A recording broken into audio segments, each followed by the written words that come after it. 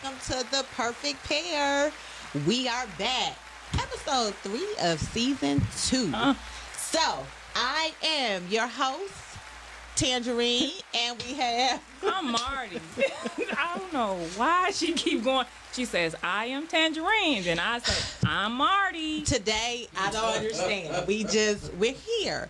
But today we have our back to school show. So because of that, I had to represent the illustrious green and Dear white God. CT Fad Up Cast Tech. Yes, and I brought back my 20-year reunion shirt. Class of 98.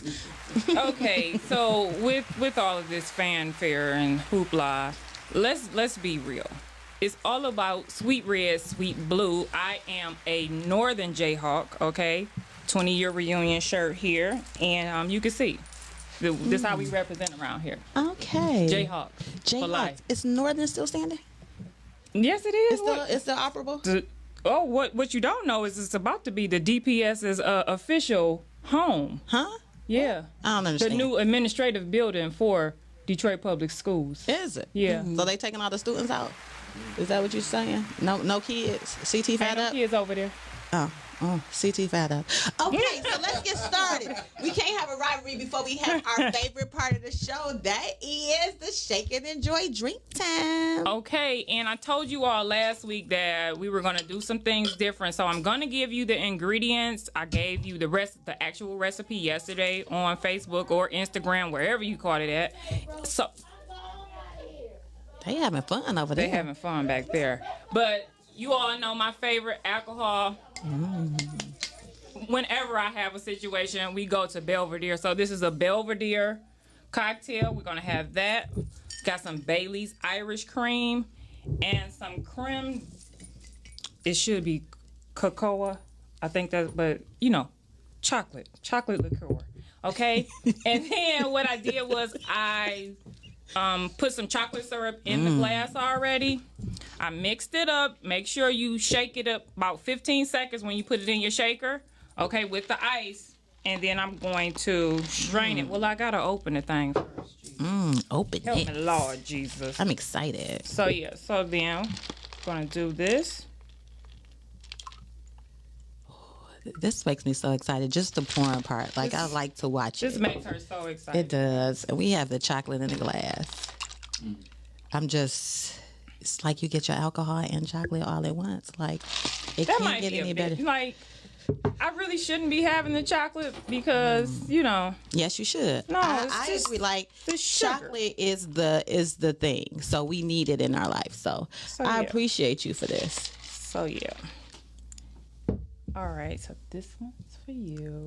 Thank you. And then Yes, she gave me the one with the most. I was how looking, she saw I that was down looking at here, the I don't glass. know how she figured that part out, but I was looking. So cheers, happy show. This is delicious. Let me see. cheers to a good show. Yes. And that's all I got. Enjoy, y'all. Oh yes, this is delicious. One Oh more. yeah. Y'all know I like to taste the alcohol. Chocolate martini is right on time. I'm glad I did eat before I came today, so won't have no problems. Yes.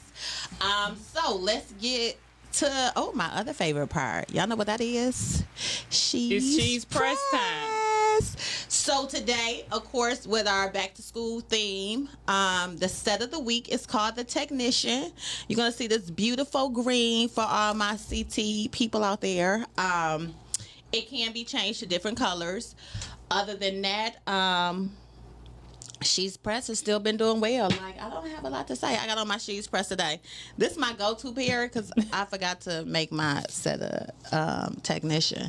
So, like, I wore it a couple times. And they are reusable, people. So, whenever you order your nails, remember you get everything that you need to put your nails on. You get your buffer, glue, tabs, and they are reusable. I have a question about the tabs. Yes. I like one set of tabs more than the other set of tabs.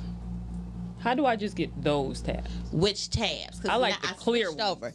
Okay, so that's the one I switched over to. So you can order them from the website. Along with She's Press glue. Did I tell you I have my own nail glue? Did I tell y'all that? I'm gonna tell y'all again. I have She's Press nail glue, and we have some tabs, and we have She's Press cuticle oil. So I mean, we have everything you need for your nail needs. If it's more that you need, inbox me, and I'm sure I can make that happen for you. So yes, we customizing everything. Well, look at that. Look at that, people. Our business time. Fancy schmancy. We like to be fancy. We can customize it for you people. Like, if you want your picture on nails, I'm gonna do me a picture set like with my face on some pictures. Maybe I put like the perfect pair. Your face on some nails. Yes. Okay. I mean, they wear celebrity nails, faces on their nails. Why I can't wear mine? I mean, you can. That's not what you said though. What'd I say? My face on some pictures. You always got to point out the negative. Just saying. Just let me. They knew I said man face on my nails. Okay. So that's all for She's Press. So don't forget she'spressnails.com to order your set today. Okay. So yeah. So it seems like we're going really fast today, but I think what happened, this new setup with me not actually mixing the drinks, that just took maybe a lot of 5 minutes away from. So now we got to figure out what we're going to do with this. But I mean, it works out better this way because I'm not mixing and trying to struggle. But let's talk about what's popping, okay? What's popping? And this is the current events portion. And what we want to start with. Start us off. For the people that are local to the Metro Detroit area, the women, we missed something yesterday. If you were not tuned in to see the menswear fashion mob that went down at Hart Plaza yesterday, in they suits, you missed it. I teared up a couple times to see them brothers in them suits yesterday. Listen here, men in suits. That's just a beautiful scene to see black men in suits looking good, tailored, custom to their body in all different colors and fabrics. Jesus. Listen, it was a fence all around me. It was a thing. It was a thing I saw. You know, they had on suits with gym shoes, suits with sandals, suits with shorts. I said, oh, the hats came out. They had scarves around their head. They had accessories on. Shirts open, shirts It was closed. Good. It was good. It was regular tabs. It was older guys, younger guys. I saw some young boys that were there as well. A former guest that we had on the show, Reggie, he was there with his entire family, his dad, his brother, and nephew. They were all there. It was a really... And G West, that was here last week. He was there. Yeah. Oh, and G West had on a pink tuxedo. Listen here. Wow. He did it with the shirt open. I have to hats off to you, G. Listen, you did your thing on a pink tuxedo. I was like, oh, well, okay then. But it was a good look. It was just a good look, and I appreciate you guys for doing that for us yesterday. I cannot wait until the picture comes out. I do, however, I have to say that I am a little bit perturbed that even though we knew about it in advance, we did not know the time and the set location that it would be going down, because I felt as the perfect pair, it's kind of like our civic duty. We could have bought waters. You know what I'm saying? We could have been down there helping our black men of Detroit stay refreshed, because it was a hot day. She is a doll. It was really hot. She is a doll, because I would not have been issuing the waters. I've been trying to find out whose horse is this. Okay? Whose man is this? I want to keep him refreshed. I want to find out if he needs some more refreshing. So listen here. Probably wouldn't have worked. So yes, it was. I wish we would have known in advance, because that was a beautiful sight. Thank you to everybody that went live, that sent pictures. Yeah.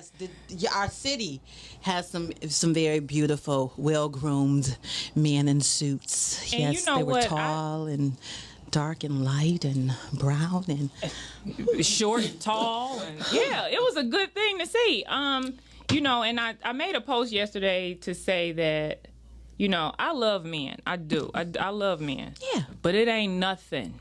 It ain't nothing like a Detroit man. I don't know what they got. I don't know if it's in the water. I don't know where it is. They have that it factor. It is something about them. You just cannot deny a Detroit. It is. Swag. Yeah, it's definitely a swag. It's, you can point them out anywhere you go. Anywhere. You know when it's a Detroit person, a Detroit guy. So yeah, thanks to you all for doing that for us. I'll be watching the videos and scanning the pictures all week. Sure will. So please post more. Don't be shy. Don't be shy. To see that, you know. And if y'all want to just start dressing up a little bit more, you know, we at that age that we like that. You know, women are attracted to men that look nice and that are well groomed. You know. I mean, that's if your hoop shorts is dirty. We're not going back to. That's what we're doing right now. Yeah. We're not going back to the thought shorts and the thought pants. I'm sorry. So no. Say no. Give her the gym shorts. But she wants it all. She wants it all. Yeah. Suits, gym shorts. Yeah, suits, gym shorts, Pick your poison. little gray sweatpants. I say, let me see something. I'm getting hot over here. I had to move the hair back. I don't know what's going on right now. Let's pull it together. So yeah. So what did you have? Funny. What did you have for a current event? I want to send some shout outs. Okay. Yesterday was family time. Okay. Yesterday was my father's 69th birthday. Oh. So happy birthday, Dad. Happy birthday, Mr. Jones. Yes.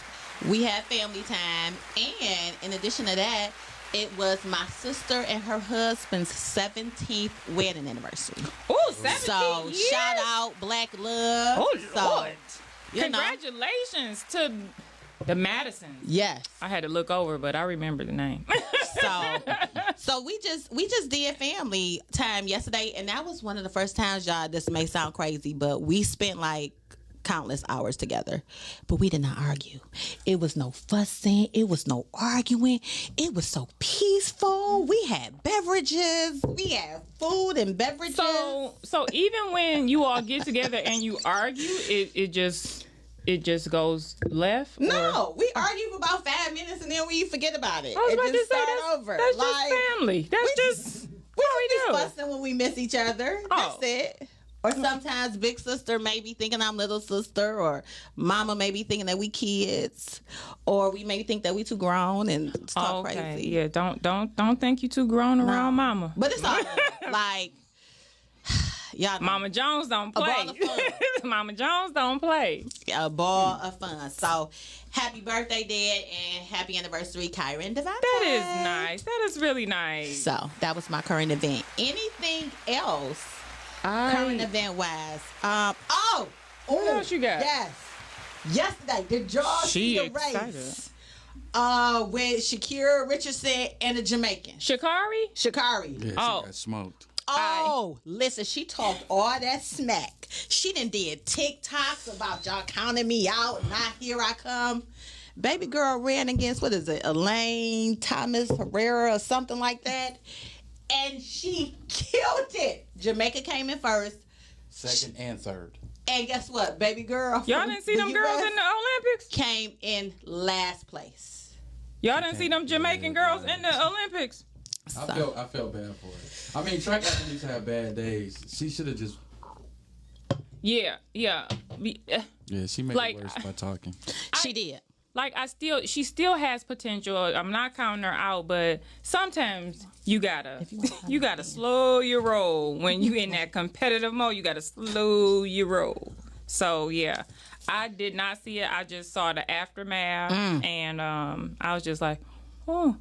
I felt bad for her. Like, I didn't feel bad for her. I just felt like I felt bad that it was last. Like, if she would have came in like fourth or like in the crowd, then I'd rather you come in last. Now they remember you for being coming in dead last. no. But when you come in last, that means like And she ran like one of her good races, and she had came in the middle of the pack.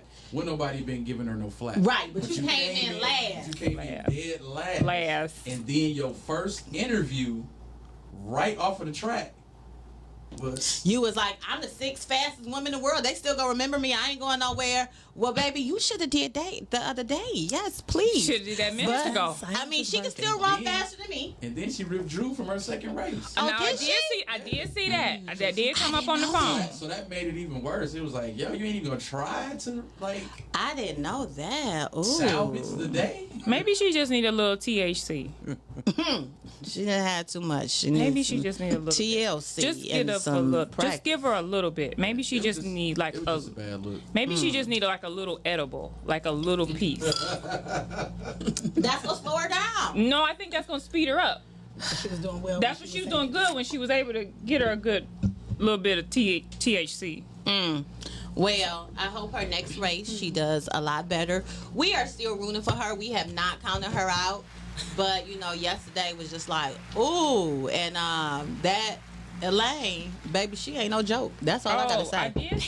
I did see her when she did Elaine when she did her post interview, and she was like, I didn't even think about her. I was like, that's the spirit, girl. Dang. Don't think about the competition. know You my man. are the race. You are the race. Yeah. The second fastest time ever.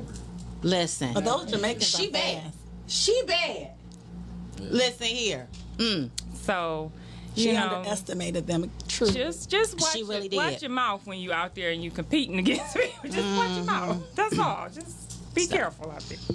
So yeah, that was my current event. I just thought that was, again, we watched that as a family. And it was just like, whoa, she got smoked.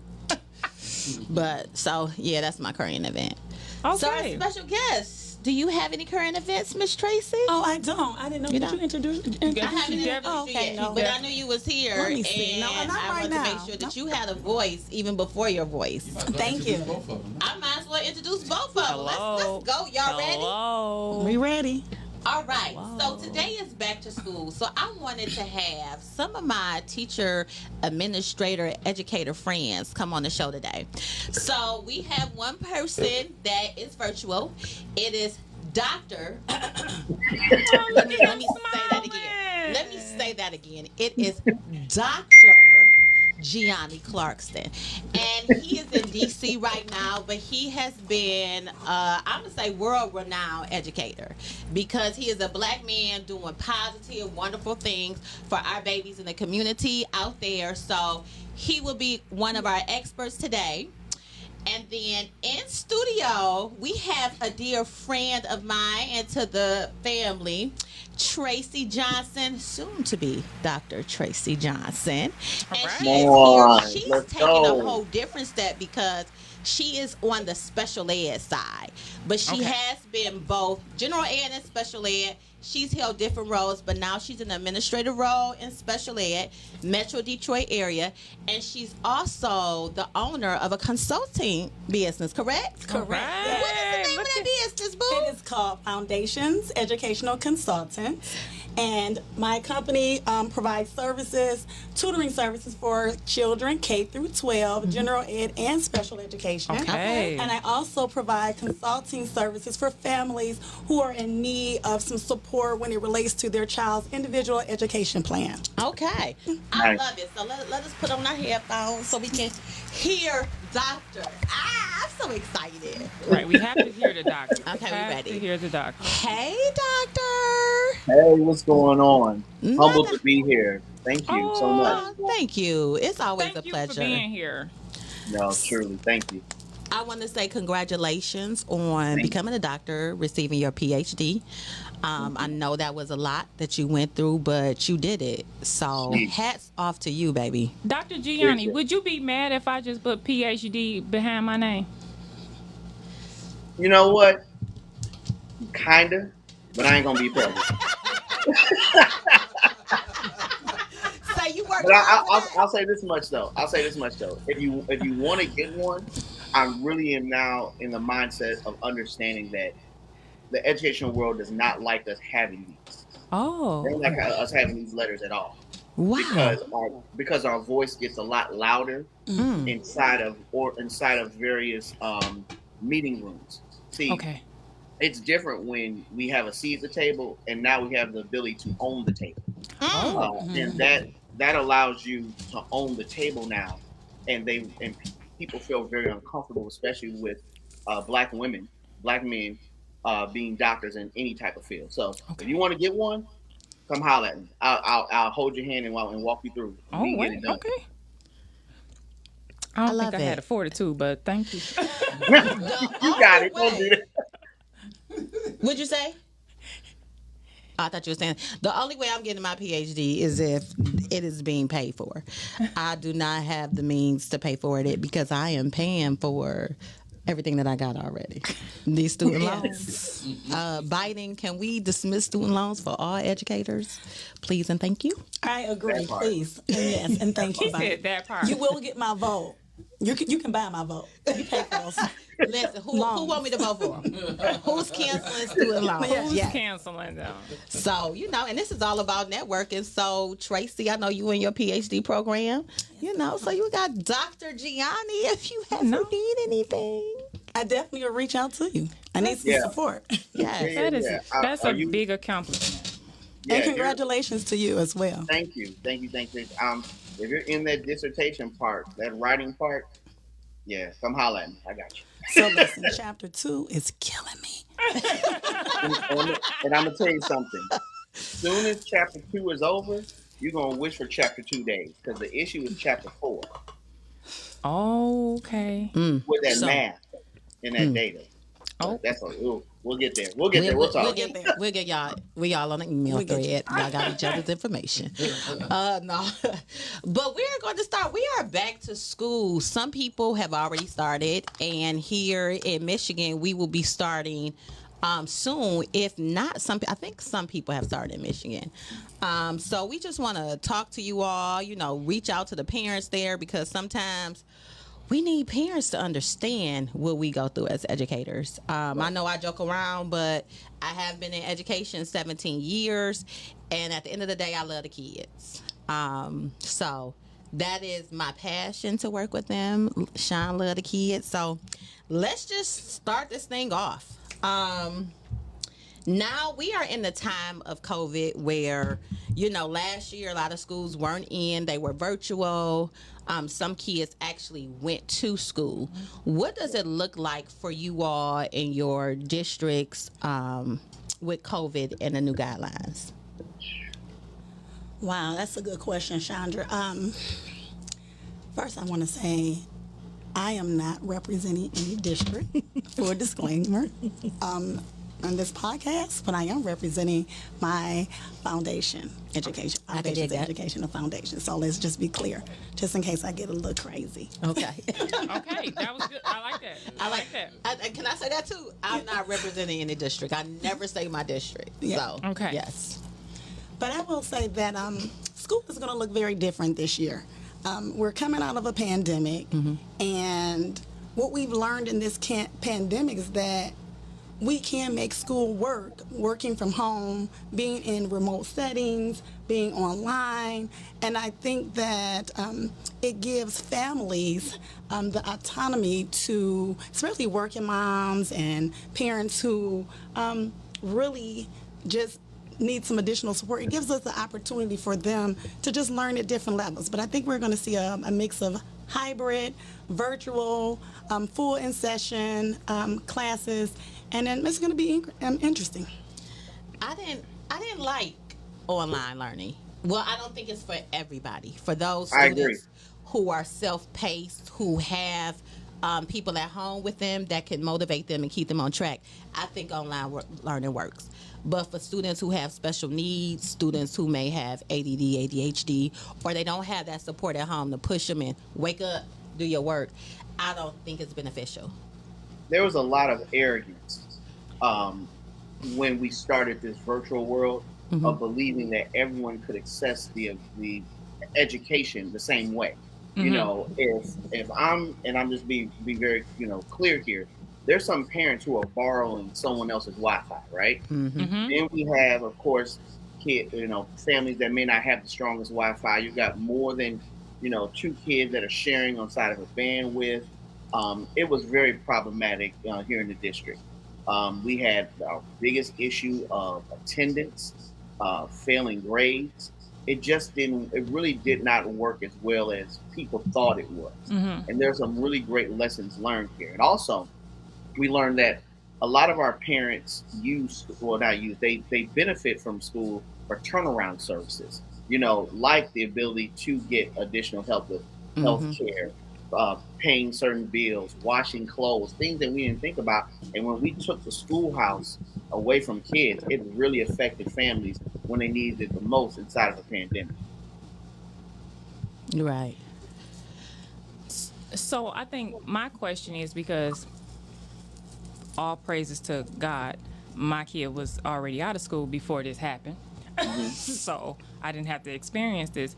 But how were you able to navigate those individuals that actually needed additional assistance, in comparison to the ones that were actually thriving in this virtual situation? You know what you do best, which is you still provide additional hours and time for Okay. students. You call parents, even to the fact of that, if setting up additional times off of Zoom, being like, hey, let me see what's up, let me talk to you offline. I really want you to be successful. So it's the same energy. You're just doing it inside this virtual world, and Okay. for some it was successful, for some it wasn't. I'm concerned because I think there's been a lot of learning lost. So I think this Yeah. school year we gonna get hit with like the kitchen sink and all the plates that's in it, Yep. because it's gonna be revealed how off pace a lot of our students are.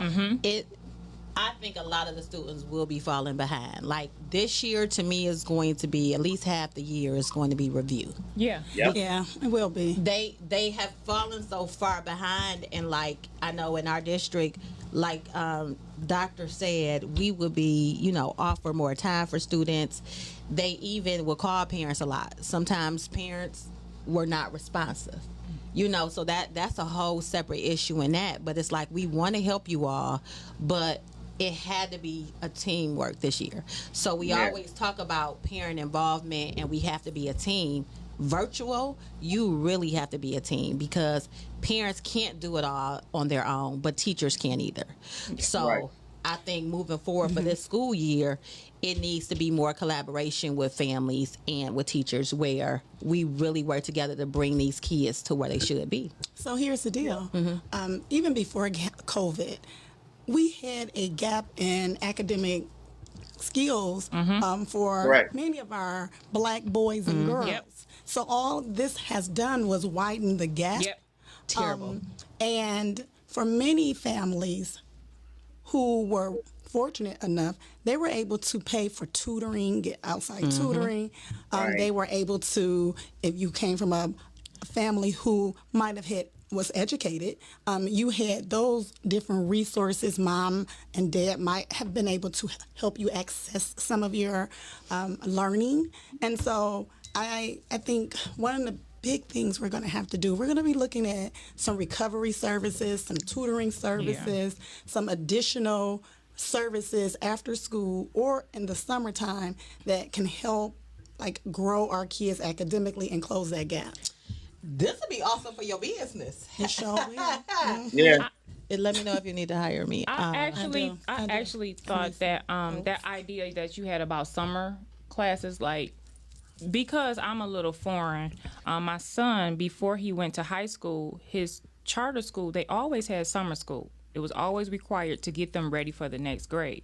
Right. So I felt that with this entire situation, they should have said, and I know everybody was exhausted with the semester, with the school year, but I felt that they should have extended the school year so they can give them the refresher. I know you ain't like that. Wait a minute. I know. I'm going to let you finish, I though. know. I thought that they should have offered the refresher to the kids so they can kind of get on track, kind of be at a level, because like you both have said, there is going to be so many children that are behind and dealing, I hate to say dealing because they're kids and they need education, but Right. assisting those children to get up to speed or, get to the level that everybody else is at, that's going to be difficult, and it's going to take away from the class time that you have with the other students that actually retained what they should have last year. So your idea is perfect. Your idea is perfect. The problem is Doggone it. no, it is. Your idea is perfect. The problem is that there's gonna be no money behind it. Oh, So like, who is going to, like, on real talk? I'll teach your summer school. I'll be your huckleberry. But here's the problem: I need admin pay, and I wouldn't want admin hourly pay. I would only want to do for 4 weeks, and I would also want an understanding amongst the students that listen. You can't miss these days. Mm-hmm. You know, the problem is and this is just the problem that as in education in general, is that the most devalued portion of education is the teacher. And because we're so devalued, when you say give us more, it's like, well, what else could you What else want can I from me? give? Yeah. And what else can I give? You know? Yeah, I think another thing when you talk about summer programming, there were a lot of districts that did offer summer programming. I think the biggest challenge was staffing. Okay. There were, because we Exactly. received federal funding Okay. that allow local education authorities to provide summer programming, but you couldn't find a teacher. We have a shortage find in it. Michigan of teachers, just period. Okay. Out without having been teaching a summer class. But then when you've been in a pandemic, like your whole life kind of changed with a teacher. You're learning technology. We didn't teach, when you went to college and higher education, we don't teach how to teach in a remote setting. Yeah. People were burned out. And Yeah. so this summer, I know just in my county alone, we struggled all the way up until the last day, right the day before school started for the summer, with teachers, Okay. teachers and paraprofessionals and ancillary service providers, just the whole gamut. And we are, I was going to say in our district, we were offering a summer program. It wasn't necessarily summer school. It was like a camp for students to kind of catch up on some things that they missed. The problem was, as Tracye said, it was at staff. They had to come back multiple times, increasing the pay to entice people to come. But we're like, we didn't work through a pandemic. Some teachers were teaching in-person classes as well as virtual classes. They're making 2 and 3 different schedules. They're working on different days. And now you want me to teach for 4 to 6 weeks when school is over? No, I have to regroup because I have my family. Right. I have kids. And I think it was a lot for everybody. I think this year there needs to be more interventions put in place. That is a big deal. A lot of people, we don't have fundings for interventions. So for some people, it's just, if they're not in general ed, let's see if we can throw them to special ed. But that's not the answer. But don't Yeah. forget, mental health is on the rise, Shonda. Oh, this mental- and when they return, you're going to be dealing with a lot of mental health issues. And social Right. work, for a lot of students, social work is only available to students who have an IEP. So if Right. you're in special ed, you can talk to the social worker. If you're not, you have to talk to a counselor who may not be equipped to handle those mental issues that you're having. So it goes back to, and I'm going to speak this into existence. It goes back to what Dr. Tracye said. When we talk about, I like that when too. we talk, when I'm look like that's Dr. Tracye right there. Soon to Come be on, Dr. Tracye. so when We're Dr. speaking. So what Dr. Tracye was saying so eloquently is that there is lack of teachers, huge lack of teachers. In my school community alone, we've lost over 40 teachers in the past year and a half. And that's unprecedented, like 40. But it's because teachers are burnt out. They don't feel support from the community. They don't feel support from admin, and therefore now this is backlash. Like, you know, in my school community, we were hiring teachers last week, and our first day of school is Monday. Oh. Yeah. Oh. Yeah, that's Oh boy. It's crazy. Like, we're having, well, on Friday and Saturday in my district, they were having walk-up interviews for paraprofessionals because we are at a shortage.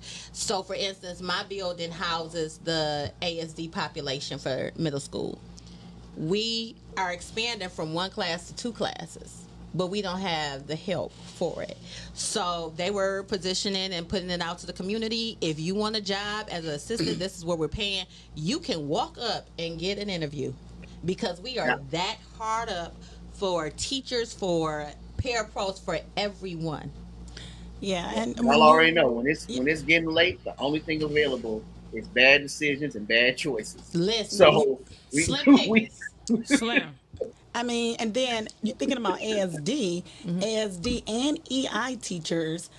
When we talk about a shortage, I mean that's at the top of the list. They have the most shortage out of everyone. For our non-educators, ASD is autism spectrum disorder, and EI is emotionally impaired. So y'all know those are 2 positions where it's so hard to keep teachers because of what they deal with on an everyday basis. And if you are interested in I'm becoming a struggling right teacher here in and the you already studio, have a y'all. degree, Eastern Michigan has a program right now where you can go and they will help you get your certification in teaching. So that's a plug.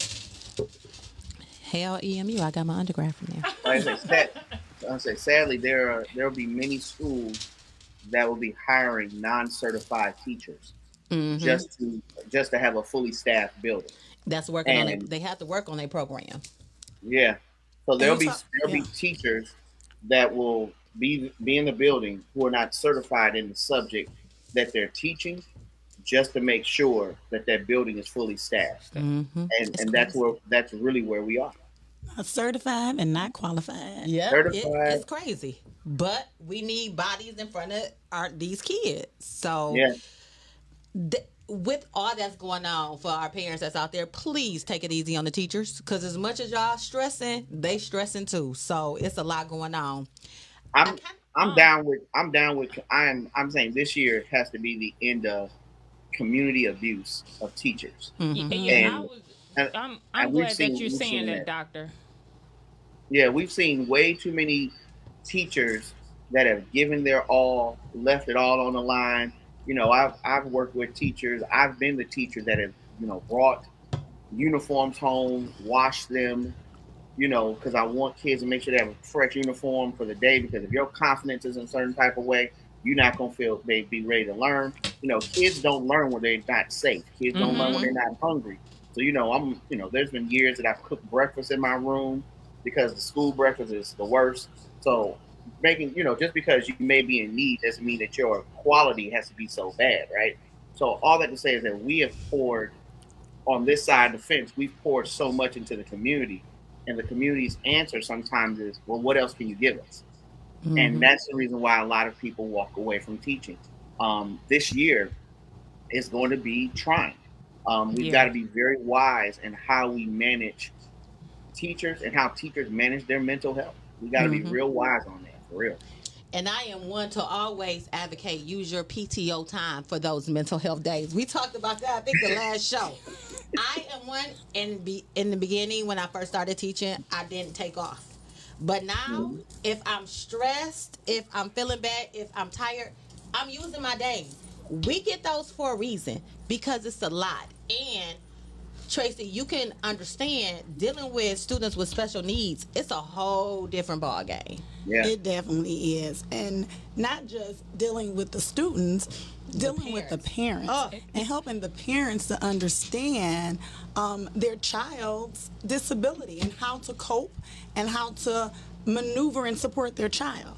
And they want us to fix them. And sometimes I have to tell my parents, if you want me to fix them, I can't do that. I can't fix your child. Yeah. But I can provide you some resources. I can support you. I can tell you how we're going to help and work together with home and team to make sure that we are ensuring that your child is getting the fullest education and to their best potential. I can do that for you, but I can't fix your child. Yeah. And so with that being said, you just have so many different behaviors and attitudes, and it's a sad thing. It's really sad, because some of these kids that we teach in special education, their parents are going to have to take care of them for the rest of their lives.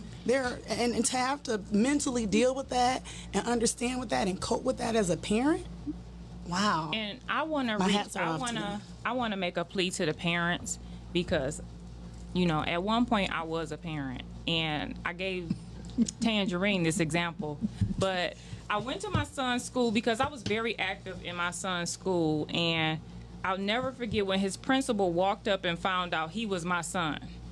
And she said, "Oh, the charmer is your son." And I said, at least I got some professional advice on this, confirmation, because I know that's what he is. I think as parents, you have to identify honestly what you sent to the school. And when I say what you sent, I know I'm talking about your baby. You need to identify what you sent out your house to go to the school. Preach, my sister. So when the teacher called you and said, yeah, he walked out the class, don't come here jumping on Dr. Giani or Dr. Tracye, okay? Because your son walked out the class. I need everybody to turn to your neighbors. And acted a monkey. Right. You know it. Turn to kid neighbor and say, "Don't jump on the teacher." Don't jump on the teacher. Find your kid. Okay? Because I understood through my involvement in the school, I understood where the teacher's point of view was. They're overworked. There's too many students. They're trying to reach some that have been leveled or re-leveled, and they're trying to reach them, and everybody else is up here. They're trying their best. So if I come in jumping on them, that's not gonna help them. I gotta jump on him. Okay? That's what I have I'm gonna say control this. over. Parents, they not all parents. Not all Some parents. parents do not have that connection, and they believe everything their child says, even though at home your kid lighting stuff on fire, your kid jumping off the roof, You know he lying. all this kind of you stuff. know he lying. But when it comes to in school, you for real go believe everything your child says. And it's funny that you say that because see, during this whole pandemic, there's a student. I'm not going to give the student's name, but we'll call him Student X. Student X is a terror, and he was cutting the hell up. So now all of a sudden, the mama's calling me saying, "Well, what should I do?" Oh no, baby, you told us he wasn't the problem. You told it was us. So now that your plates are broken and you can't find a remote and your flat screen cracked, tell me what you do. And you locking yourself in the room. You told us we don't act like that at home. Tell me. You're supposed to give me that coaching. Listen, Yeah. Dr. Giani, I agree with you 100%. And it's so funny because we had a parent that you couldn't say no to the student. You couldn't use the word no. Oh, I had a to student this like that. particular student. And I mean, we had all type of wraparound resources for this child going into the home and everything. And so they had words that was on the door that my staff could not use. Fast forward, the pandemic hit. This little boy is whooping mama and daddy's behind. Kicking holes in the wall, spitting, doing everything. They're calling us to ask, we need some additional help. We need some support. We need some help. No. When we were trying to give it to us, we couldn't say no. Yep. We couldn't raise our voice past a volume 3. I'm like, what the hell is a volume 3? what volume is this? So, I mean, I laugh and I crack jokes to some of my colleagues and my friends, and I say, now they done had their little bad kids at home, and they had to deal with them all year. When we come back into into person, now when I call from central office or when a teacher calls, maybe they'll be more understanding. I don't think so. I think parents are so ready to get their kids on. That is. Oh, no, they are. Yeah. But you know what? Let me But take that back. Johnny then kicked holes all I think year. they'll have a better understanding. We had to call a parent like, your son is not showing up in class. Even when he shows up in class, he's saying something disrespectful online because he was virtual. And she told me, she said, well, what is it that you could do? I said, I'm sorry. My teachers are having this problem. I'm calling for the teachers. She said, well, what can you do? Because I can't do anything else with him. She said, I have taken away everything. I have tried everything in my power. Can you all try to call him and talk to him? I'm laughing so hard. But I'm it's hearing real. this story. So we did talk to him, and it's like he kind of took it a little different from us. And it was just like, dang, we up here working with the kids, and they at home. You not listening to your mama. I see why you give me a hard time, but you're more. You will listen to me before you listen to your mama. That's kind of. But also, what that I hate to say, what that parent has revealed to you. She has no control. Let me find somebody my child respects. Yeah. That's really what it boiled down to. Yeah. When I heard that, I'm like, I was like, oh, like I hearing these parents who would be like, well, I don't know what to do, or what did you do? And I told them what I did. I was like, first day of class, I just threw a shovel across the room. So I politely slid across the room. And they was like, well, what's that, Mr. Clarkson? I said, oh, this is, it's a shovel. I just want to be very clear here. I'm from Detroit, and I have a large trunk. And the kid's like, I don't know what that means. I said, I don't want you to find out what that means. I don't want you to find out what it means. I just want you to sit down and shut up and let me teach. And then I had no problems. But bring the craziness out of you. Yeah. If Right. you have not gone crazy, I don't think you've really been tested. Like, you have to show them that I don't. Some kids said, "I'm gonna tell my mom." I said, "I'm gonna tell man. What we gonna do?" I threw a chair across the room. Sometimes you just gotta perform. I'm like, who I'm gonna be today when I walk into school? What character am I going to embody? I went to a school and every day I was there for like a couple of months. Every day I went, I prayed and I was scared because those kids was off the chain crazy. But I said they will never out crazy me. Yep. And I'm not a crazy person by nature. But when you like, it's gonna be me and you, listen, I made an example, every day. and I never had a So I problem. have to tell Every day it's a race to crazy. Don't come in last. Somebody phone buzzing. It's not me though. not mine. It's not me. It's not me. So I have to tell people sometimes Whose phone is it? that's not mine. It's not me. It's not me. Just want to be on the record. It's not me. As I was saying, I have to tell people sometimes, like when I go into, especially the high school, I go into the high school settings, and I tell people I grew up on the east side of Detroit, and I come in and I use my professional voice, my teacher voice, my administrative voice, and sometimes when I have to close the door and say, I was born and raised on the east side of Detroit, so don't ever get it twisted. So listen, let's be clear. And it's crazy. I've never really had, even as a teacher, I never had any issues with discipline. And I remember when I was a teacher, there was a time where the principal would bring all of the gen ed and special ed kids who had behaviors and ask me, can I watch them in my class? And he would provide like all their work. And I would be like, no, take them upstairs to their teacher. And they would say, well, they would bribe me and say, you can get computers for all the kids in your classroom. You keep all the kids with the discipline problems at the end of the year. I'm like, well, I do need 15 computers.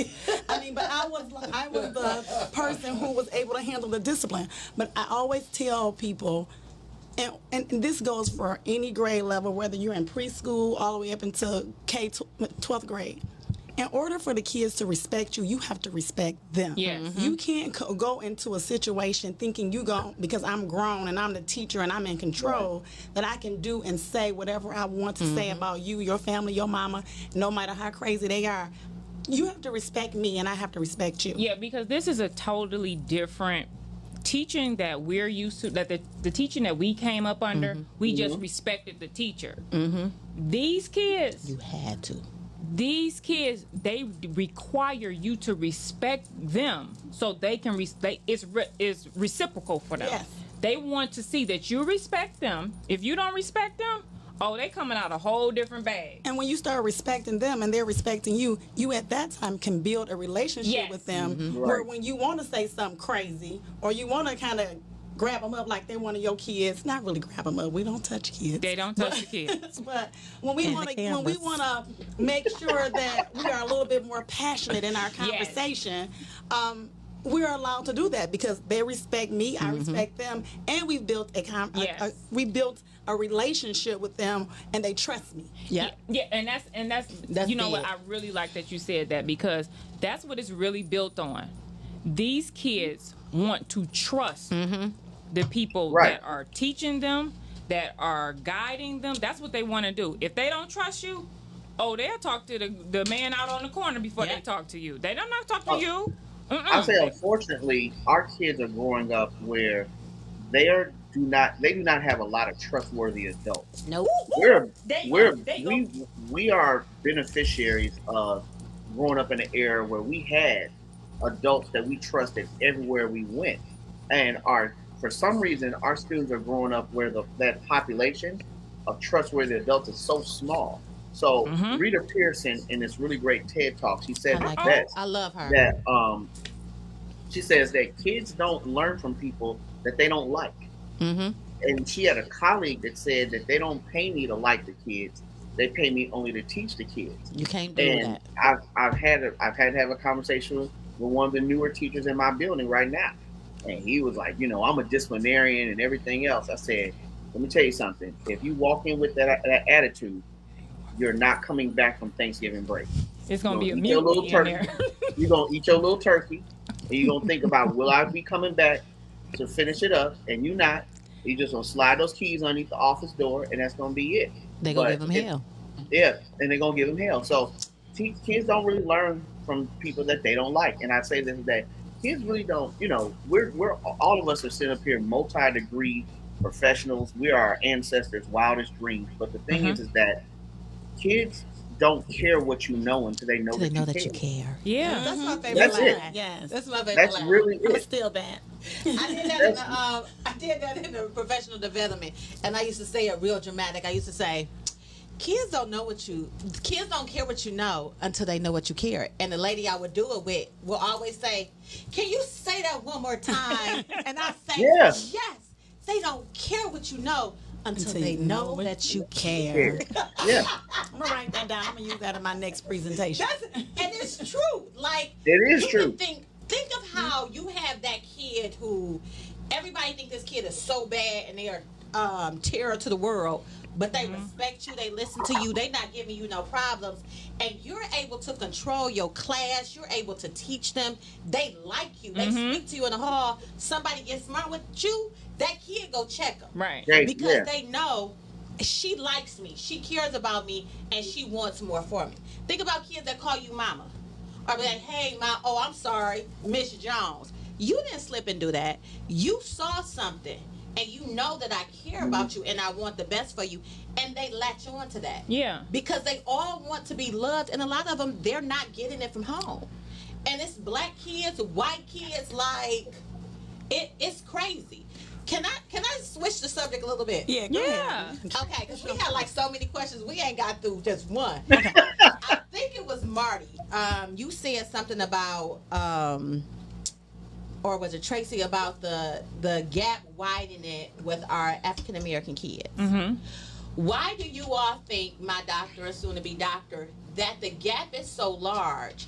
And do you think we'll ever be able to close that gap with our black students compared to our white students? So Ooh, it's funny because That's this is an excellent question. Let's that's let Dr. Giani start Gianni, you want to first. tackle it first? yeah, because I was gonna say this is funny because this is actually what my dissertation was Oh, in. Lord. Was Oh, good. Hey, doctor.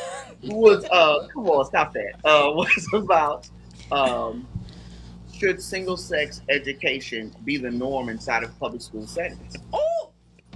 And it was about how, unfortunately, we black boys get distracted when y'all are in the room, Tell the truth.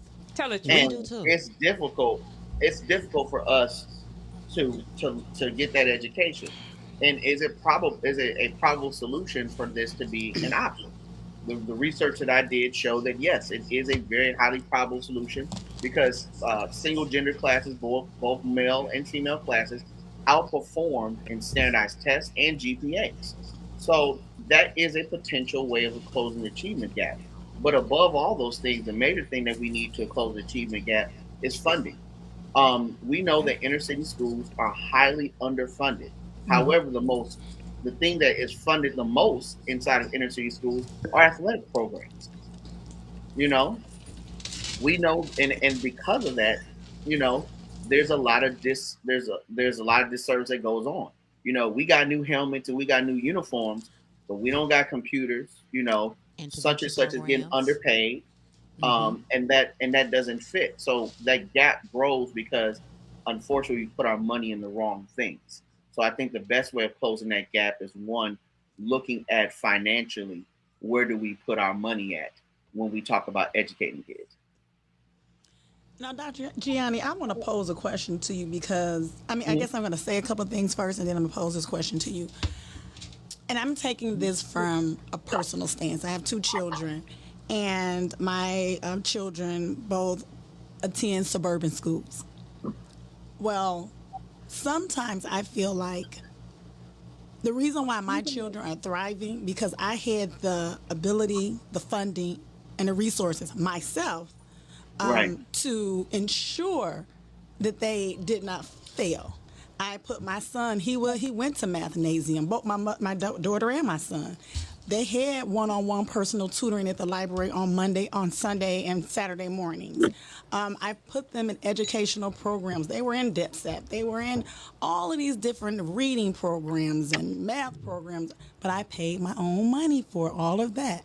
Whenever I saw that maybe there was a struggle somewhere, I utilize my own funding and services. And I see that a lot within my community that I live in, but I don't see that a lot in the urban school settings. I worked Tri-County. I worked in Oakland County. I worked in Wayne County, Washtenaw County. And in those areas where it's more affluent, you see that. Everybody has tutoring. Everybody goes to these mathnasium programs and these other programs. So do you ever think about that, or were there findings in your research pertaining to that? Hold on 1 second. I'm gonna just tell the caller to hold on because they keep calling back. Okay. Caller, you're on the air, but we want you to hold on and turn down your television, okay? Hello? Caller, you're on the air, but Hello? hold on. Can you hear me? Turn down your TV. Hello? Turn down your TV. Okay. So I'm sorry, Dr. G. No, so what research has shown as revealed to me is that even parents do not, sometimes parents are not all, but some parents are not pouring their resources into education on that end. And it's a value system.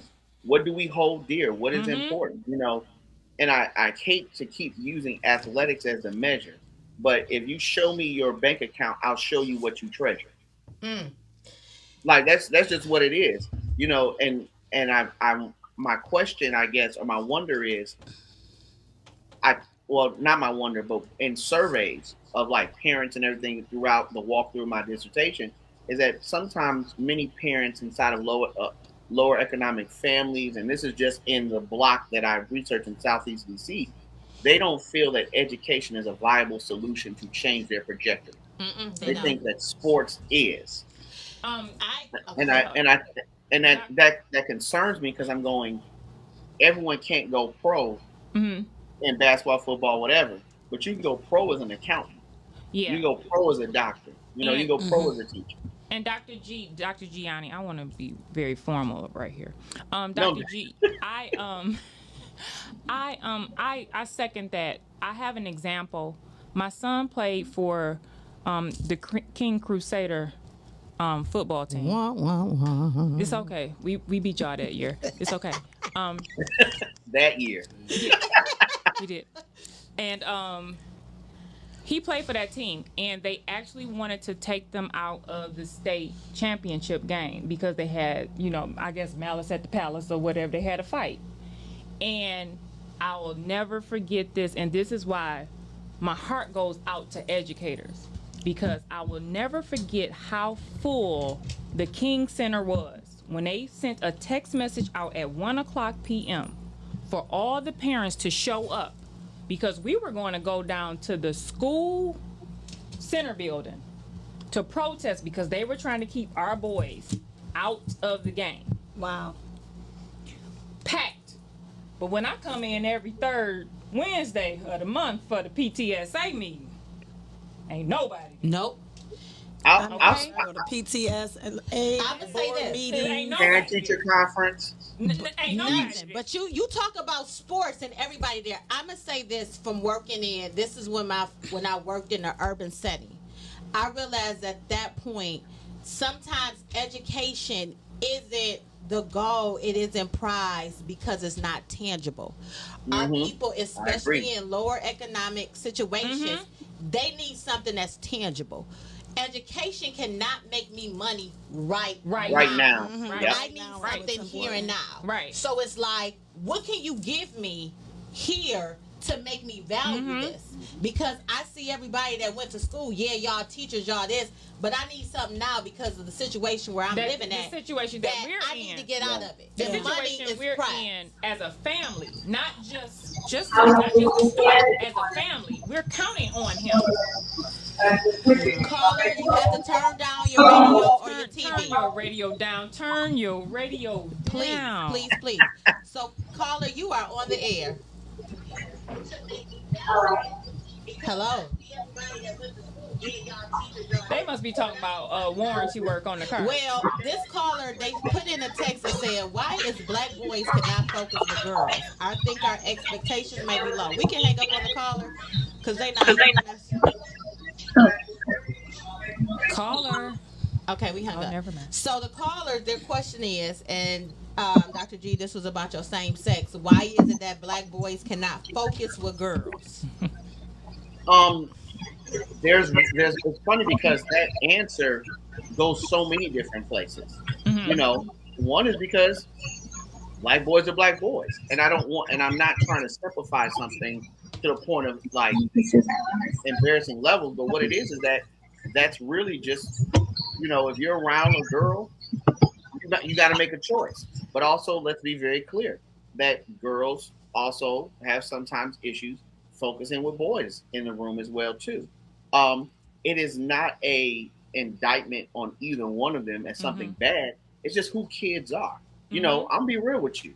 And I need to take that phrasing out. Ninth grade year, Dr. McDougal's class at CAS. I can tell you every girl that was in that first period class. If you asked me to name one boy, I couldn't do it to save my life. You could put money on the table, be like, name one boy in that class. Nah, fam. Serena was over there. Then we had I can't even do it. Can't even do it. He was in one of my classes. Huh? I didn't even remember you, girl. He was in one of my classes. I do remember you because you were the female. Oh no! Don't trip. Because I was in my radio TV class. Don't trip. Anyway. We was in performing arts. Okay, this caller keep calling back. Caller, you're on the air. Please turn down your phone in the background. Tell her I'm calling trouble. Hello. Turn your phone down in the background, please. We cannot take your call if you have the feedback in the back. Thank you. Hello. Look. I know you can't, fucking lying. you can't keep calling back if you're not gonna say nothing, caller. Oh, Hello. Oh, there they are. Yes, I wanted to just say I got a lot to say, but I think that our expectations when Dr. Giani, I think his name is Giani, doctor stated that talking about the black boys and not being able to focus in class with the girls. I think that our expectations are too low for our black boys. I have a master's and I did my thesis. And part of the problem is we as a black family, we raise our girls to be independent. We raise our girls, go out here, get a good education, get a good job, so that you don't have to depend on a man to take care of us. But we don't teach our boys that. We don't teach our boys to go out here, get a good education, so you can get a good job, so you can be the provider of your family. I think we make too many excuses for the performance of our black boys. If our expectations of them was just as high as the expectations of black women, they can reach that goal. When you look at programs, you have all type of programs for black girls. Black Girls Rock, Pretty Brown Girls, STEM for Girls. You don't see no programs for black boys, none whatsoever. So is that the part of the black males not stepping up and providing that program for our black boys because they tend to listen to you more than they listen to the women? So I don't know. I just think that we keep blaming other people when it's us that's causing the problems within our families. So Nelson and Keller did a research. Nelson and Keller did research in 07, 20. Don't do that, y'all. Don't do that, y'all. Did research in 07, 2011, and 2015 in understanding the breakdown of African American boys inside of urban school settings. And when they asked why was it such a concern or such an issue of their level of success, one thing that came out was that they felt that the system was way too punitive for black boys. And the evidence shows that to be true. Black boys are suspended at a higher rate of almost 5-to-1 compared to their female counterparts, which is extremely non-balanced. The second thing that showed up is Dr. Leonard Sachs, who is a research expert inside of You know this single-sex a doctor. He education. come with the facts. He says that Citations and stop that, stop. Dr. Leonard Sachs, who is an expert inside of single gender education, said that another failure that happens with boys in education, especially boys of color, mainly black boys, is that education is really biased towards women. Um, it's biased because of who do we see inside of classrooms, mainly women. Who do we see mainly inside of admin? Who do you see teaching a good majority of the classes? So therefore, we are a people who only walk where footprints in the sand are available. So if there's no footprints in the sand, we don't see a pathway to our success. We only walk where we see footprints in the sand. Yeah, sometimes, That's the second one I'm gonna use. I need to have no, a and notepad. when we think about our innovators in our world, right? The innovators have been the people that have walked where there were no footprints. That's why they're the leaders. That's why they're the trendsetters, right? So Chandra's ability to go into education to be successful was predicated on the fact that she had parents that showed her there are footprints in the sand, and vice versa for all of us, right? If we're in urban communities where there aren't a lot of footprints in the sand, especially for, unfortunately, our black boys, that becomes a challenge. So the other thing that was said was that, is this a falling down of black boys or black men in the communities? Because there's all these organizations that are marketed to black women. That is true. And that also bowls into the bias of education towards women. But there are really great organizations like 100 Black Men that are in all major cities that do really great work with urban youth that are there. So what is there is just a concern of how do we engage boys to help them understand that education is vital. But it is going to take more black men in the classroom to balance out this bias, because I think that bias hinders us. Dr. Giani, I want to say this. I think it's also, I appreciate your standpoint on that, but I have to get back to the parent, because I say this as a mother who had a child when I was 19 years old. I didn't know shit, okay? But when I saw my son was going one way, I didn't know anything about any programs, but I reached out to some positive men that were in my life and said, "Come on, y'all gotta get them back on track, because I don't have anything else. I don't know what else to do." So parents, don't be ashamed to reach out to other resources, to individuals in your community, individuals that you network with, to help you with your kid, with your sons. Like, we keep talking about sons, but sons, I feel like it's either sports, either you can play ball or you're smart. You got to be super smart, though. You can't just be smart. You got to be super smart.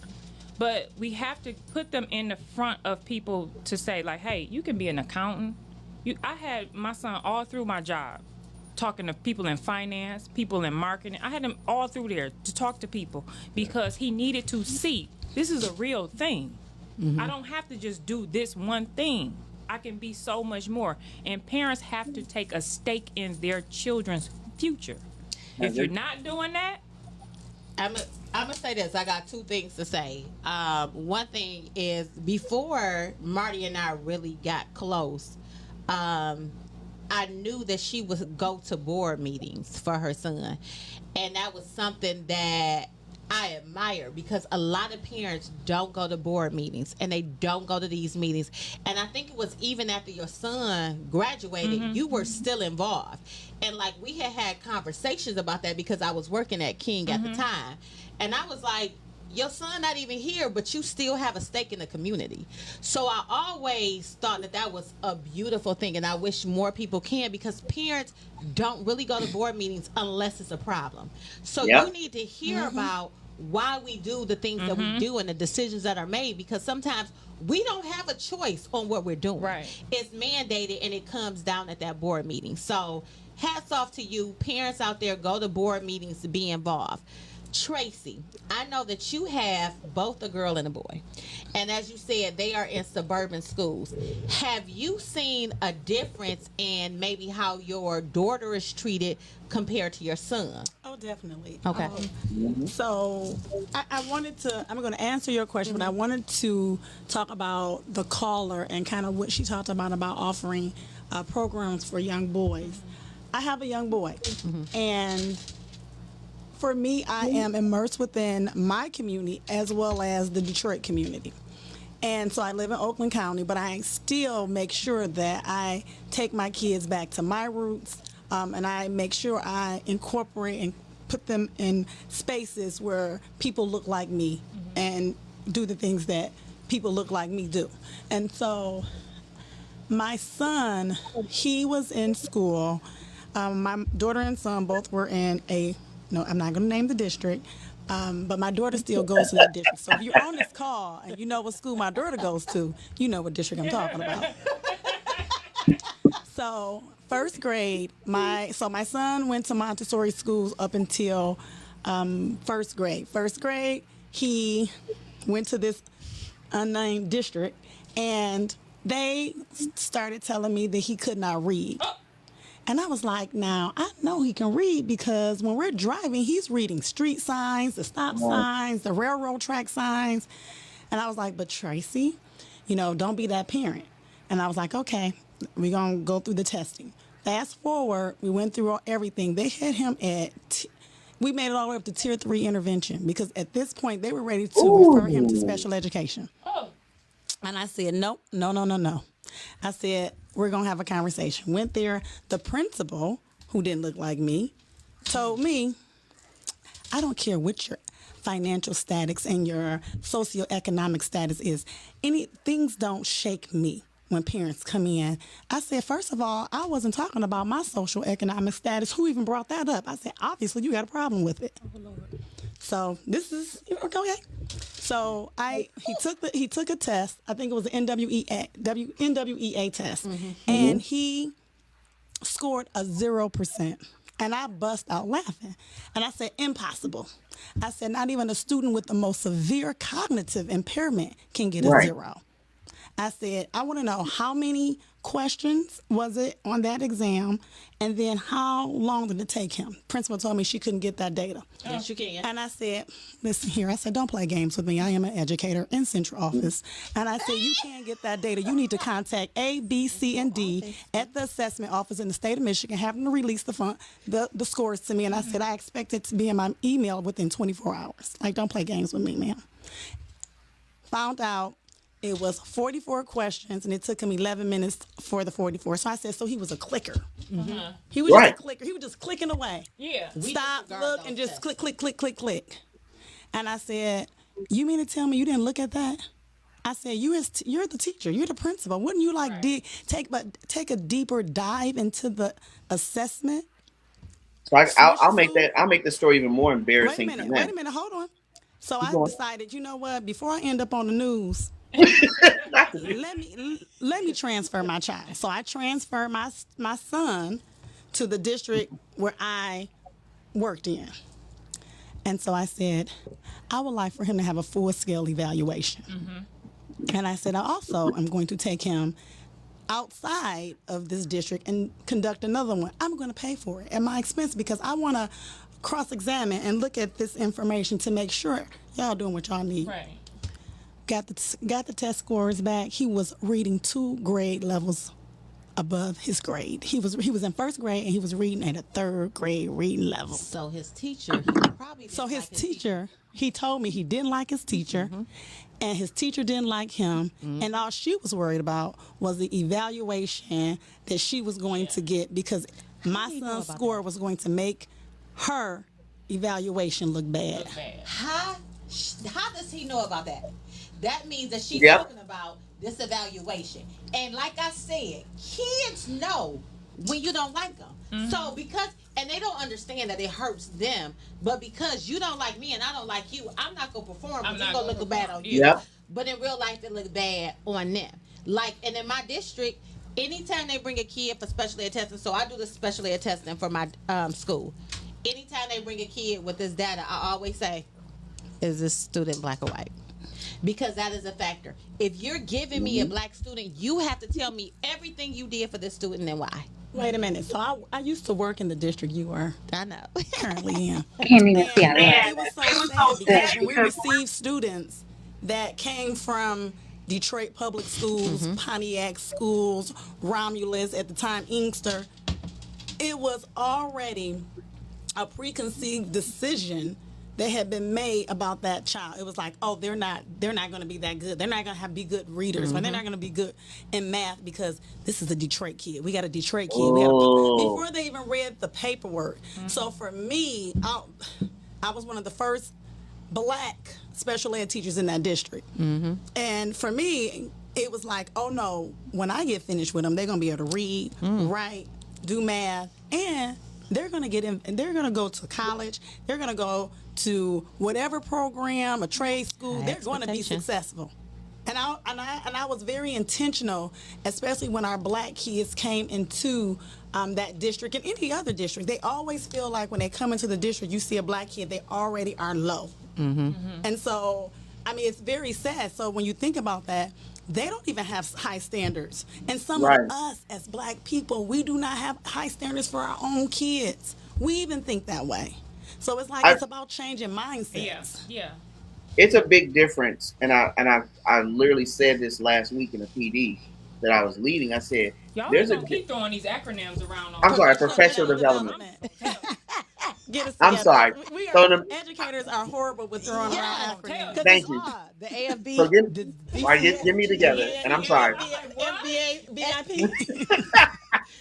So in the midst of doing a professional development, I'm up here too busy laughing. She said he's laughing. I said that there's got to be some removement of arrogance, but also we have to stop pitying our kids. Like, our kids don't need us to pity them. No. They need us to empathize with them, but not to pity them. Because when you pity someone, your bar is set so low. And something that Dr. Tracye said that immediately popped in my mind, I went, so let me tell you how lazy those teachers are. We know that with the Northwest Evaluation Association test, the NWA, right? When you're evaluating someone doing that test, if someone's clicking on the test, you get that. You can see if they've been guessing. In fact, the test actually stops them and says, "Hey, it'll pause. You've been doing too many random guesses. This is true. You've been doing too many random guesses." And the test evaluator has to come in and then, of course, reset everything and then allow you back in the test. Do it again. So if he did that test in 11 minutes with 44 questions, that means that he's answering questions inside of math for roughly 4 minutes every 10 questions, which is way past the pace. This is data that's accessible that should have been easily given to you as a parent. So I'm like, come on, man, you out here wilding. But stop all that.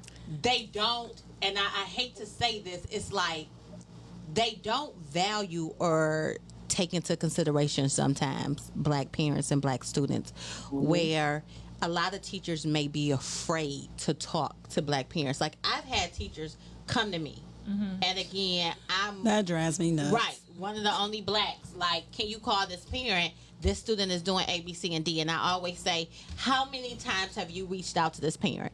If they tell me none, or the last time they reached out was 3 or 4 months ago, let's no, talk I cannot. about culturally responsive teaching. Listen. When you asking this black lady to come in, call the black parent. Hello, we're talking I had a nickname as the Black Spurt for a while because the principal would call me in on situations that deal with black kids, and they didn't have an IEP. So for the last 12 years of education, I've been in special ed.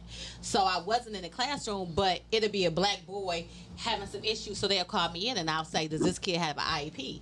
And I asked the principal, so why am I here? And this principal told me to my face, this is a black boy who's accusing these 2 white female teachers of racism, and I want you in there to give them a different perspective on what they're missing.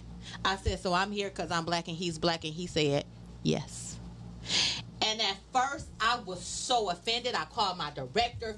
Like, they just calling me in for issues with black kids. But then I realized that we are in DisPro, and our black kids are not getting fair treatment. So then I embraced it. Because if I can come and help my black kids out, and I can come shine a light, like to a teacher, I said in this meeting, if he's accusing you of racism, and this teacher said he's not the first to, I said, if multiple people have said this, then that means it's a problem. And one teacher said, can you come to my classroom and observe me to see if I do anything that stands out to you? One teacher was against it. I went to that teacher's class and I helped her because at least she acknowledged that she may have a bias. She may be doing, yeah. You know what I'm saying? They have to be aware, and I'm a part of the Anti-Racist Institute at my district. Like, you have to be aware that you may possibly have a bias. Yeah. And I can work with those people who they're able to accept that, because when they say, you know, black kids and white kids, they learn different. I agree with that. We learn different. Like, we don't get this. They complain because he not sitting on the rug and reading a book, and he in 7th grade sitting crisscross applesauce. I'm sorry. He's 5'9" in 7th grade. Sitting crisscross applesauce is a problem, and he on the carpet reading. We do that in kindergarten. And that's always been uncomfortable for me. Hello. To sit crisscross. But when he got to sit in a chair or sit in the hallway and read, he can tell you everything that's going on in the book. Make it comfortable for him. But listen, okay, let's think about the big picture here. Mm-hmm. Right. Who is the most marginalized and oppressed species in the world? Black people. Mm-hmm. Black man. Black man. The black man. So where do you think it starts? They didn't gave a little credit to the black woman. little boy. Mm-hmm. It starts with being the black little boy in those classrooms. Mm-hmm. They're the ones that are suspended and disciplined at the highest rate of any other race. And that whole school to prison pipeline, it starts when they are 4 years old. Yep. There is research and data that suggests when a student is disciplined or suspended at least 1 to 2 times before they reach the 1st grade, that they are candidates to go into that school to prison pipeline. You're saying, listen to this though.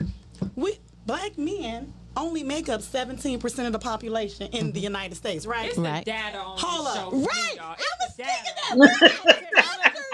thinking that 17% of black men that make up this country, 36% of us are in prison. So y'all do the math. it's funny that you say that, because, and I think China knows this story, but I almost got kicked out of Cass. I don't know the story. Oh yeah. Well, you don't know this story.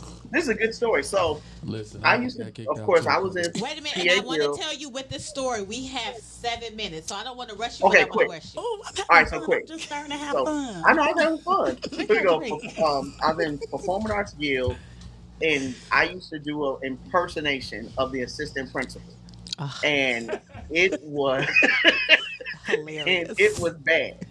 And I would have her saying all this random stuff in this voice that I would do of hers. And she was like, I need you up out this school. Now, mind you, I had, no problems. I got into a fair amount of trouble, but not I should be kicked out of Cass trouble. Right. And here I am, honor roll, everything else. Like, my father had to show up at the school and be like, yo, this is not happening. It was so ridiculous. So, yeah, it is super punitive for black boys, and I think that until that stops, it's not going to get better. Mm-hmm. It's not. It's definitely That's why I was okay with being labeled the black spurt, because I didn't want my babies to be penalized. Like, just real fast, it was a situation with a black boy and a Chaldean boy. The black boy punched the Chaldean boy because he kept using the N-word, and they sent him to me for me to discipline, because the principal and stuff was out, so I was acting principal. And I asked the Chaldean boy, why did you say that? And he said he kept calling me the N-word. And I said, so you thought it was okay? He was like, yeah, but when I said it, he told me don't use it. But then he kept calling me it. So I thought after a while that it'll be okay. So I had to talk with the black boy. Like, they wanted to suspend the black boy for punching him. And I'm like, okay, he used the N-word. Like, that to me is kind of like self-defense. So I told him, when you called him the N-word, you gave him permission to use it. You opened the door for him. So if you don't want him to use it against you, you cannot use it towards him. And like the boys are friends and they continue to want to be friends, but this black boy was like, well, I was told anybody that wasn't black can't use it. But you also have to be told you can't use it to anybody that's not black if you don't want them to say it. So it's kind of like we have to talk. So instead of suspending 2 boys, well, really, they wanted me to suspend just the black boy. I didn't suspend any of them. And we had like an in-service the next day during their lunch where we learned about it. Yeah.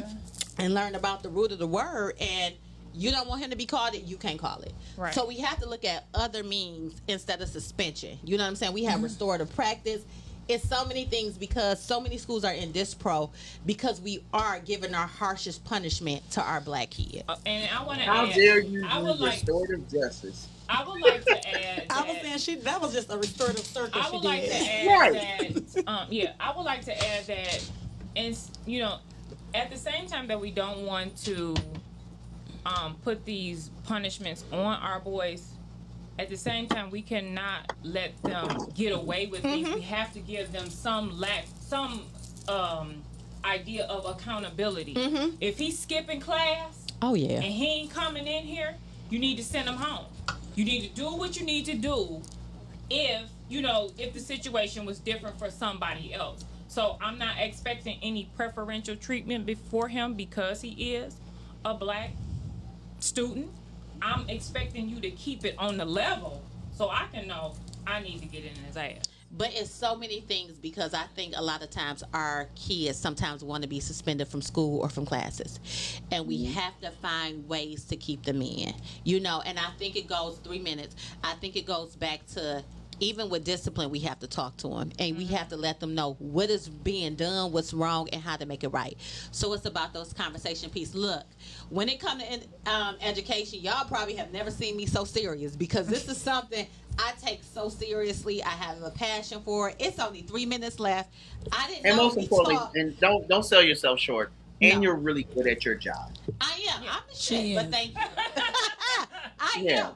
But I do want to thank you all because we only have like 2.5 minutes left. So, Dr. Giani Clarkson, all the way from DC. Thank you so Thank much. you for tuning Thank in. you so much. I would love to read your dissertation as well. Yes, send it to us. Oh. We're going to read it and talk about it. Soon to be Dr. We'll do. Tracye Oh, can I shameless Johnson. plug? Huh? Shameless plug, real quick. Yeah. Say Oh, what so plug? I've set up my very own scholarship for incoming freshmen to college. So if you're an incoming freshman and you want to come, definitely want to look at books and everything, the Dr. Giani Clarkson Scholarship is available. It is a start to help someone get their start. It's $313 in honor, of course, of Detroit. And I'd love to be able to hand this scholarship out to someone who is a incoming freshman going into college to help with books. Many of my friends weren't able to go to college or finish college because of the cost of books, and I just want to be able to help. So Dr. I Giani like Clarkson that. Scholarship. Gianni, just real fast, if somebody wanted to donate to this, how can they donate real fast? Venmo, my Gmail, or just contact me via Facebook, and I can work from there. Or if you contact us at The Perfect Pair or Marty or I, you know what I'm trying to say, one of our drinks inboxes have will kicked in, give you people. that because I would love to donate. Tracye, thank you for showing up. We are out. Thank you all for tuning in to The Perfect Pair. We'll see y'all next week. And we're 2 going to be talking o'clock. about fitness. Yes, fitness. Can I make a plug? Hurry up. If you would like any type of consulting services, please contact me at foundationsed44@gmail.com. Or if you send us an email or an inbox, Yes. we'll give it to We'll Tracye give it because we love her. Thank you all for having me. I really enjoyed myself. Thank you.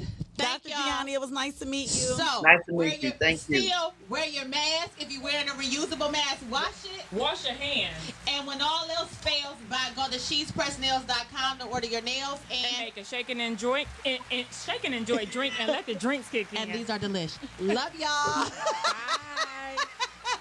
Did we make it? Oh, yes. Jeez, we started talking real fast.